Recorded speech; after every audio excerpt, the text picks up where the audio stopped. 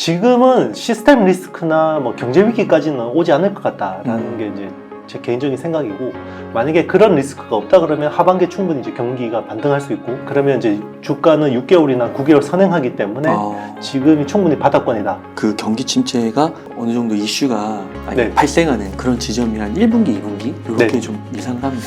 그렇죠. 1분기가 아마 제일 최악일 것 같고요. 오늘은 최강의 반도체 투자의 저자이신 이영수 대표님을 모시고 이야기를 나눠보도록 하겠습니다. 대표님 안녕하세요. 네, 안녕하십니까? 다시 할까요? 네. 오늘은 최강의 반도체 투자의 저자이신 이영수 대표님을 모시고 이야기를 나눠보도록 하겠습니다. 대표님 안녕하세요. 네, 안녕하십니까? 대표님 셀프 소개 한번 부탁드리겠습니다. 네, 새내기 작가 이영수입니다. 2년차 유튜브 크리에이터, 16년차 네. 기업 분석가. 네, 좀 있어 보이죠? 네. 기자 10년, 그리고 이제 금융계 6년. 네. 올해도 했네요. 네. 네. 올해 이 책이 지금 네. 절찬리에 네. 너무 판매가 잘 되고 있다고 네. 반응도 너무 좋고요. 네, 뭐, 되게 신생 작가인데, 네. 첫 고마워, 책이죠. 감사하게도, 네. 그러니까 첫 책이시긴 네. 하지만 네. 그만큼 또 오랜 기간 동안 네. 뭐 결과로서도 보여주시고 내공도 있으시기 때문에 당연히 거두시는 그런 결과가 아닌가. 아유, 아닙니다. 과거에 이야기했던 종목들 많이 빠져가지고, 악플이 많습니다. 네. 네. 그러면은 대표님 좀 여쭤보겠습니다. 네네. 그 책에 우선 들어가기에 앞서서요. 네네. 좀 투자의 관점에서 볼 때 네네. 어떻게 2023년이 2022년보다는 좀 나을까요? 네. 나을 뿐만 아니라, 네. 이번이 기회인 것 같아요. 그래요? 네. 바닥에서, 매수할 수 있는 좋은 기회가 될 것 같습니다. 그렇게 보세요? 네네. 그 근거가 혹시 있으실까요? 일단 이제 뭐, 지금이 바닥이라고 하는 이제 근거는요, 당연히 이제 올해 경기 침체는 확실시 되는 거고, 그건 이제 미국 이야기 하는 겁니다. 이제 미국의 경기 침체가 이제 오는 건 확실한데, 이게 이제 경기 침체 폭, 뎁스, 이거는 이제 시스템 리스크로 가느냐 안 가느냐에 달려있거든요. 네. 그러니까 사람들이 경기 침체 그러면 이게 당연히 우리는 금융위기나 막 IMF 같은 이런 것들 위기를 이야기하는데, 경기 침체가 마일드하게 지나간 경우도 많았거든요. 이제 지나고 보니까 경기 침체다. 뭐 이런 경우가 많았었는데, 지금은 시스템 리스크나 뭐 경제 위기까지는 오지 않을 것 같다라는 게 이제 제 개인적인 생각이고, 만약에 그런 리스크가 없다 그러면 하반기에 충분히 이제 경기가 반등할 수 있고, 그러면 이제 주가는 6개월이나 9개월 선행하기 때문에 지금이 충분히 바닥권이다라는 이제 뷰는 변함이 없습니다. 그 마일드하게 그럼 경기 침체가 오는 경우에 네네. 주가가 크게 흔들리거나 그런 경우는 별로 없었던 건가요? 주가는 크게 흔들리죠. 네. 마일드하게 네네. 흔들려요? 주가는 크게 흔들리는데, 그게 이제 어느 정도의 하방은 있는 거고요. 만약에 정말 이제 말도 안 되게 정말 이제 폭락하는 경우는, 우리 코로나19 때, 2020년에 4월, 2020년 4월이나 그때 금융위기 때 거의 850선까지 빠졌었고, IMF 때 제가 기억이 안 나니까, 그런 수준까지 폭락하는 경우가 이제 시스템 리스크가 왔을 경우에, 그건 이제 금융회사가 망하거나, 이제 금융회사가 망하면, 금융회사가 이렇게 연쇄 도미노처럼 서로 엮여있기 때문에, 같이 계속해서 이제 줄도산이 일어나거든요. 네. 우리, 금융위기 때, 처음에 베어스턴스 망했을 때는, 4등 업체인데, 괜찮아. 근데 리먼 터지니까 이게 장난 아니잖아요. 네. 그런 것처럼, 시스템 리스크가 일어나면 이제 이게 나중에는 정말 말도 안 되는, 조단위, 그러니까 몇 조 달러 수준의 어떤 자금을 풀어서 해결해야 되는 거고, 이번에는 그 정도는 아닌 것 같다라는 생각입니다. 네. 그러면은 그 경기 침체가 어느 정도 이슈가 해소되는, 네. 발생하는 그런 지점이 한 1분기, 2분기? 이렇게 네. 좀 예상을 하면 되나요? 그렇죠. 1분기가 아마 제일 최악일 것 같고요. 아. 일단 이제 1분기가 제일 최악일 것 같고, 2분기부터는 조금 이제, 좀 완화되는 모습을 보이다가, 하반기에는 약간 반등하는 모습도 보이지 않을까 생각합니다. 그래서 마일드라고 하는 네네, 거군요. 그게 맞습니다. 시스템으로 가면 더 길어지는 거고. 그렇죠. 만약에 이제 어떤 국가 구도, 그것도 남미나 아프리카 같은 잔잔바리는 상관없는데, 이제 나름 좀 이제 큰 규모. 우리 그때 피그스 같이, 네. 이제 남유럽 재정위기 같이, 그런 정도의 규모가 터지면 이거는 이제 좀 시스템 리스크로 좀 이제 전이될 가능성이 높은 거고, 근데 지금 이거 다 위기가 온다고 그러니까 다들 대비를 한 것 같아요. 의외로 그리고 신흥국들 있잖아요. 남미나 아프리카 같이 재정이 불안정한 나라들도 지금 금리를 70%까지 올렸는데도 잘 버티고 있거든요. 그러니까 이번에는 이게 맞을 줄 알고 막 힘주고 있었던 거죠. 그러니까 조금 이제 버티는 것 같습니다. 아, 그렇군요. 네네. 그러면은 이제 1분기가 네. 좀 최악일 거라고 좀 하셨는데, 네네. 그럼 1분기에는 어떻게 보면 그래도 좀 지금 코스피로는 네네. 2,400까지는 올라왔잖아요. 그렇죠. 여기서는 조금 더 이렇게 뭐 아래로 몇 프로 정도 더 떨어질 수도 있는 건데, 네네. 그 폭이 그래도 엄청 크지는 않을 것이다. 네, 뭐 제가 매크로 보는 사람은 아니지만 어쨌든 뭐 그렇게 보고 있습니다. 아, 네. 그렇군요. 그러면은 지금 이 시기에는 네. 조금 현금 여윳돈이 있으면은 이제 조금씩은 분할로 이렇게 들어가도 괜찮다고는 보시는 거예요. 네, 저는 충분히 좋은 시점이라고 생각하고 있어요. 아, 네. 그러세요. 아, 그렇구나. 그래서 삼성전자가 갑자기 또 너무 분위기가 좋고 네네. 2,400 이게 넘어가서 이래가지고 아 이거 또 너무 또 올라온 거 아닌가 이런 생각이 좀 들기도 하는데 그렇죠. 이게 5자를 보고 나니까 이제 6자가 부담스러운데, 네, 뭐 충분히 뭐 삼성전자는 더 나빠질 게 없다 그러면 네, 반등하는 것 같은 그렇군요. 모습입니다. 그래서 이번에 이렇게 반도체 분야의 책을 써주셨어요. 최강의 반도체 투자. 그럼 현재 시점에서 이 반도체 섹터 투자에 대해서도 긍정적으로 보시는 건가요? 네, 지금은 충분히 이제 뭐 어떻게 보면 편안하게 매수하기 좋은 시점이라고 보고 있고요. 물론 이제 뭐 그런 그 시스템 리스크나 금융 위기가 온다 그러면 뭐 제가 이야기한 논리는 다 깨지는 거고요. 그게 아니다 그러면 지금 충분히 바닥권이라고 보고 있습니다. 그러시군요. 그러면은 먼저 좀 여쭤볼 게 혹시 지금 시점에서 그 반도체 투자 좀 섹터를 봤을 때 뭐 미국이든 중국, 대만 상관없이 한국이든 상관없이 좀 괜찮게 보시는 그런 네네. 기업들이 좀 있으실까요? 일단 이제 뭐 미국은 아무래도 시스템 반도체 중심으로 필라델피아 지수들이 구성이 돼 있기 때문에 네. 뭐 TSMC도 뭐 미국에 그 ADR 상장이 돼 있으니까요. 네. 미국은 인덱스로 투자하기 괜찮은 것 같아요. 그래서 뭐 필라델피아 반도체 지수를 추종하는 ETF들 네. 이런 쪽으로 지금 투자해도 굉장히 뭐 수익을 낼 수 있는 룸이 꽤 있다고 보고 있고요. 국내는 약간 좀 타겟팅을 좁혀서 네, 좀 반도체 전체 섹터 물론 지금 삼성전자고 SK하이닉스도 되게 좋아요. 장기 투자하시는 분들은 지금 싸게 매수하기 굉장히 좋은 시점이라고 보고 있고 만약에 약간 조금 더 이제 타이트하게 뭐 일정을 좀 이제 이렇게 뭐 1, 2년 좀 짧게 보시는 분들은 거기서 이제 섹터 중에서 좀 유망한 섹터들 예를 들면 뭐 후공정 쪽, 첨단 후공정 쪽이나 아니면 뭐 그 화합물 반도체, 뭐 그리고 AI 반도체 뭐 이런 쪽으로 좀 타겟팅을 해서 네, 보는 것도 괜찮을 것 같습니다. 그렇군요. 저희가 이게 종목 추천이 아니라 네네. 정말 공부하는 차원에서 보통은 삼성전자, SK하이닉스를 많이 알고 있는데 네네. 그 다른 반도체 기업들은 사실 잘 모르잖아요. 그렇죠. 혹시 그 가운데서 네네. 또 이번에 그 초판에 보니까 네네. 그 탑 10을 네네. 선정해 주셨더라고요. 예. 그래서 혹시 거기서 한 몇 가지 정도 이렇게 한번 네네. 소개해 주시면 좋을 것 같습니다. 일단 이제 저는 저기 후공정 쪽을 계속해서 좋게 보고 있었거든요. 그래서 네. 후공정 쪽으로 주목할 만한 회사는 이제 한미 반도체하고 이오테크닉스 두 개 회사를 좀 보고 있는데요. 최근에 삼성전자가 엠코 테크놀로지 인수 저기 뉴스 보도가 나왔잖아요. 엠코 테크놀로지는 세계 위 오삿 업체거든요. 네. 오삿은 이제 후공정을 전문으로 하는 회사입니다. 패키징하고 이제 테스트를 하는 회사인데 그만큼 이제 지금 후공정이 중요해지기 때문에 삼성도 세계 위 오삿 업체를 인수를 검토하는 거고요. 엠코 입장에서도 엠코가 원래 아메리카 코리아거든요. 그러니까 원래는 아남 반도체였습니다. 네. 아남 반도체였는데 IMF 때 네, 미국으로 팔렸죠.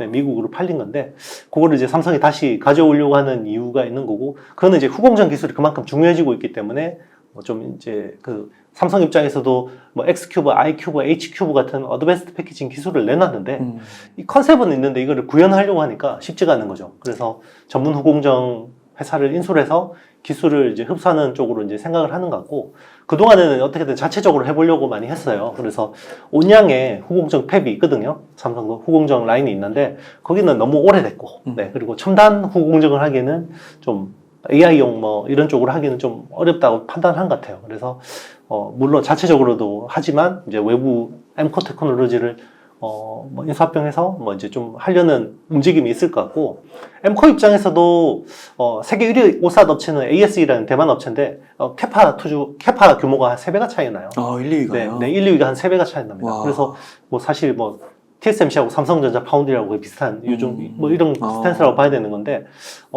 엠코도 자금이 필요해요. 그러니까 이제 지금 뭐 그 캐파를 계속 키우려면 자금 투입이 필요한데 이거를 자체적으로 하기는 쉽지 않으니까 삼성한테 그냥 인수되고 그리고 이제 추가로 자금 지원을 받아서 또 캐파를 늘리는 뭐 그런 그림이 아닐까 생각하고 있습니다. 아, 그래서 이렇게 후공정을 좋게 보시는데, 네네. 그러면은 그 엠코 테크놀로지랑 조금 비슷한 이런 후공정 계열에 있는 게 네. 한미반도체와 이오테크닉스예요. 이거는 조금 이제 다른데요. 국내에도 약간 오삿 업체가 있을 거 아니에요. 뭐 국내 오삿 업체한테는 별로 좋은 이슈는 아니에요. 그러니까 엠코 테크놀로지를 삼성이 인수를 하면 엠코한테 아무래도 물량을 많이 줄 거 아니에요. 그렇죠. 그럼 기존에 삼성 물량을 받던 업체들한테는 좀 그게 약간 중립 아니면 약간 부정적으로 보고 있는데 대신에 엠코 쪽에 장비를 납품하는 회사들. 네. 그러니까 엠코 테크놀로지가 패키징하고 테스트 라인을 깔면 여기 장비를 납품하는 회사들은 수혜를 보거든요. 부품을 납품하는 회사들도. 그러면 뭐 한미반도체하고 이오테크닉스 같은 장비 회사들은 기존에도 엠코 쪽에다가 꽤 많은 영업을 하고 있는데 엠코가 계속해서 캐파를 늘리면 이제 수혜를 보게 되는 거고요. 그리고 이제 뭐 테스트 소켓 같은 것들이 있어요. 이제 그 계속해서 검사를 하면 이게 소모품으로 계속 나가는 게 있는데 그런 게 소켓이라는 부분이 있는데 그게 이제 리노공업이나 ISC, 뭐 TSE 같은 회사들이 수혜를 볼 수 있죠. 네. 아, 그래서 그 한미반도체랑 이오테크닉스는 삼성전자가 엠코 테크놀로지를 인수하는 데 있어서 좀 약간 수혜를 받을 수 있는 네네, 그런 맞습니다. 기업들을 볼 수 그렇죠. 있는. 엠코가 이제 삼성이 엠코를 인수하고 나서 당연히 캐파 투자를 할 거니까. 그리고 지금 엠코 테크놀로지가 베트남에다가 조단위 공장을 짓고 있거든요. 네. 대규모 공장을 짓고 있는, 그거는 이제 인수하고 상관없이 짓고 있는 건데, 거기에 또 꽤 많은 설비들이 들어가기 때문에, 이제 항상 엠코 쪽의 비즈니스 연동이 높다고 봐야죠. 그렇구나. 예. 그 한미반도체랑 이오테크닉스 같은 기업들은 네. 시가총액이 어떻게 돼요? 1조에서 1조 5천억 정도 왔다 갔다 하는 규모고요. 네. 이오테크닉스는 원래 1조 정도는 됐었는데, 지금은 한 뭐 8, 9천억 규모입니다. 아, 그래서 이 보실 때 여기도 네. 이제 그 펀더멘털에 비해서는 네네. 조금 저평가되어 있다고 보시는 거예요. 그렇죠. 뭐 한미반도체 같은 경우는 분기 영업이익률이 한 30% 후반 아니면 40%까지 나와요. 네. 그 말은 굉장히 그 영역에서 독점적인 사업자라는 거거든요. 그러면 연간으로 내는 이익이 한 1,200억, 1,300억 정도 되거든요. 영업이익이.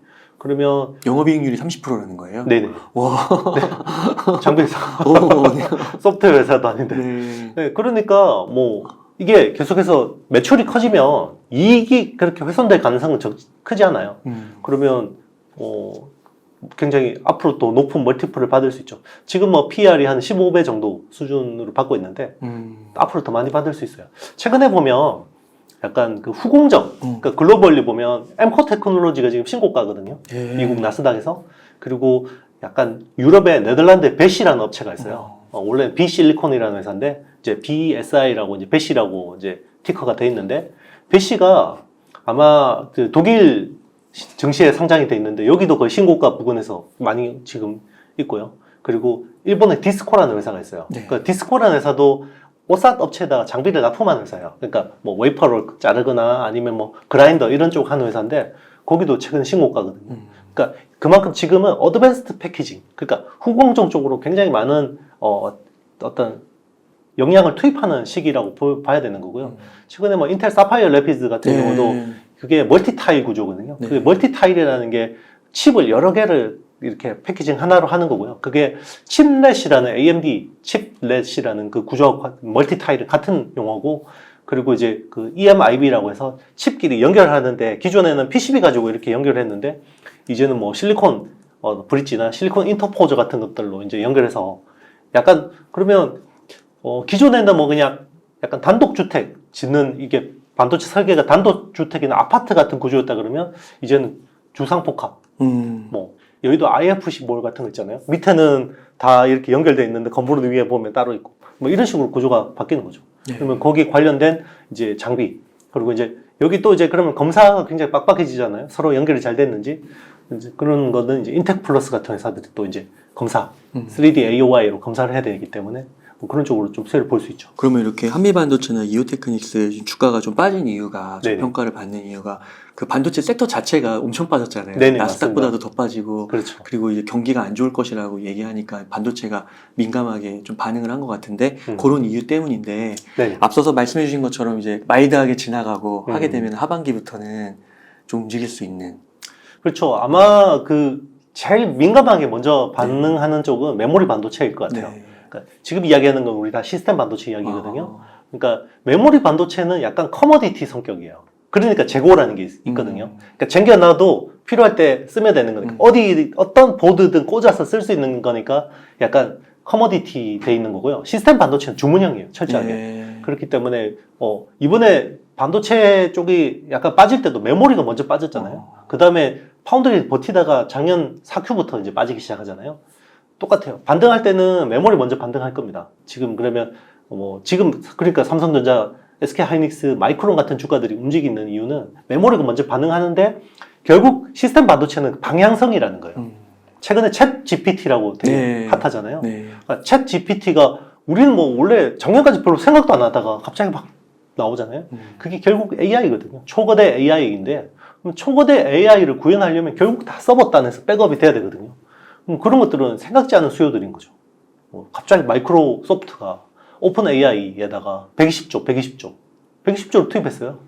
이제 우리 초거대 AI로 이제 플랫폼으로 가겠다. 이런 식으로 이제 이야기하는 거죠. 그러면 아마존의 아마존 웹 서비스나 구글 람다 같은 경우도 초거대 AI잖아요. 이런 쪽도 가만히 있겠어요. 계속. 그러면 이제 막 경쟁이 붙으면 우리 클라우드 때처럼 네. 생각지 않은 수요는 막 나올 수 있죠. 아. 근데 지금 공급은 최악이니까 지금은 어떤 시장이 최악이니까 공급단은 계속해서 체력이 약해지니까 공급 능력이 떨어질 거 아니에요. 근데 갑자기 이런 어떤 수요가 생각지 않은 수요가 팍 튀어 올라와 버리면 가격이 그냥 네. 그래서 이게 갑자기 또 슈퍼 사이클이 될 수도 있어요. 아, 네. 그렇구나. 그렇죠. 그러면 그 네. 한미반도체랑요, 네. 이오테크닉스의 차이는 뭐예요? 후공정도 여러 가지 이제 그 어떤 공정들이 필요하거든요. 네. 일단은 그 반도체 웨이퍼 이렇게 바이든 대통령이 딱 들고 나온 이게 바둑판 모양 있잖아요. 네. 이 웨이퍼가 원래 웨하스 과자에서 나온 말이거든요. 아. 그러니까 이게 바둑판 모양으로 해서 이렇게 자르잖아요. 이걸 자르는데 그거를 다이아몬드 톱으로 잘라요. 그걸 이제 마이크로 소라고 하거든요. 와, 다이아몬드. 네, 그걸 자르는 게 이제 디스코라는 회사고, 여기에 이제 국산화하려는 게 한미 반도체 같은 회사들이고, 요거 잘라서 그럼 네모난 조각을 가지고 PCB에다가 이제 올려서 이제 이거를 조립을 하잖아요. 그게 이제 본딩이라는 장비가 필요한데, 거기가 이제 한미 반도체가 지금 이제 또 새로 진입해서 하는 영역이고, 그리고 이제 이 본딩 이런 쪽은 이제 최첨단 아주 계속해서 수직으로 쌌잖아요. 수직으로 쌓아서 이제 본딩하는 거는 배시라는 업체가 굉장히 잘해요. 하이브리드 본딩이라는 영역인데 그것도 또 한미 반도체가 국산화를 하려고 하는 영역이고, 물론 이제 그런 것들은 해외에서 잘합니다. 그렇지만 이제 그런 거를 국산화하는 게 이제 한미 반도체고, 그 이오테크닉스 같은 경우는 여기 레이저 가지고 가공하는 것들이 필요해요. 그러니까 일단은 패키징 위에 새까만 에폭시 몰드 컴파운드 위에다가 이 이름 새기는 마커라고 하죠. 레이저 마커 세계 1위 업체가 이제 이오테크닉스인데, 네. 그거 가지고 이제 돈을 많이 벌어서 계속해서 이제 레이저 장비 쪽을 진출하는 거죠. 그래서 어떤 웨이퍼 위에 어떤 메탈 라인을 좀 살짝 자르는 그런 쪽이나, 그리고 이제 웨이퍼가 이제 수직으로 쌓으려고 그러면 지금은 한 700 마이크로미터 수준의 두께인데 이걸 더 얇게 갈아야 되거든요. 그러면 이제 그 웨이퍼 배면에다가 이거를 막 갈아야 돼요. 그걸 그라인더라 그러는데, 그런 것도 디스코가 제일 잘합니다. 네. 이런 것들도 이제 한미 반도체가 또 국산화 하려고 하는 거고, 이오테크닉스는 그 얇은 웨이퍼가, 이게 얇은 웨이퍼니까 다이아몬드 톱으로 살짝만 갖다 대도 이게 비스켓 쪼개지듯이 쫙 쪼개져 버려요. 이제 그런 것들을 미세하게 자를 수 있는 스텔스 다이싱이라는 기술인데, 너무 디테일하게 들어가면 어려우니까 그런 것들을 이제 이오테크닉스가 하는 거죠. 그래서 앞으로 계속해서 칩을 수직으로 쌓고 복잡한 구조를 만들려고 하면 거기 필요한 가공 장비들은 한미 반도체, 이오테크닉스가 한다. 이렇게 생각하시면 됩니다. 그래서 한미반도체가 아까 영업이익률이 한 30%라고 했고, 네네. 이오테크닉스도 높아요. 이오테크닉스는 한 20%, 10% 후반대에서 20% 초반 정도 되고요. 네. 한미 반도체가 원래는 한 20% 후반대 정도의 이익률이 나오던 회사였는데, 원래는 그 마이크로소프 있잖아요. 그거를 디스코에서한테 사왔어요. 그게 그게 원가의 한 40%를 차지했거든요. 네. 그러니까 한미 반도체는 30억 정도의 수주를 한 개 라인을 받으면 40%를 그냥 로열티처럼 준 거예요. 그 마이크로소프 때문에. 그 예전에 현대차가 미쓰비시한테 엔진 사온 것처럼. 그런데 그거를 국산화함으로 인해서 이익률이 30% 후반대까지 올라간 거죠. 와. 네, 그 국산화해서. 네. 그렇구나. 네. 와. 그렇군요. 이 한미반도체, 이오테크닉스 이런 거를, 그러니까 이제 그 코로나 이후에 주식투자 시작하셔서 상승장, 하락장 한 번씩 네네. 경험하시고 네. 또 반도체 이거 투자하고 싶은데 많이 빠져가지고 그러신 분들이 공부할 때 참 좋은 것 같고 그렇죠. 그리고 또 이제 그런 분들이 또 겁나실 수도 있을 것 같아요. 이거 삼성전자랑 SK하이닉스만 사야 되는데 이런 기업들 망하는 거 아니야? 이거 돈 못 그러니까 버는 거 아니야? 투자라는 거는 사실 네. 정답이 없고요. 네. 그 본인의 스타일에 맞게 하면 돼요. 그래서 나는 뭐 몇 배 안 벌어도 돼. 그냥 네. 안정적으로 그냥 연 뭐 한 10% 정도 수익을 뭐 타깃으로 한다 그러면 뭐 지금 삼성전자나 SK 하이닉스 사는 것은 굉장히 좋은 선택지고요. 그런데 나는 요거를 좀 원금 손실이 있어도 돼. 다만 한 2배는 먹어야 돼. 그러면 이제 이런 좀 이제 작은 종목들, 네, 이런 것들 중심으로 포트를 꾸리는 것도 좋죠.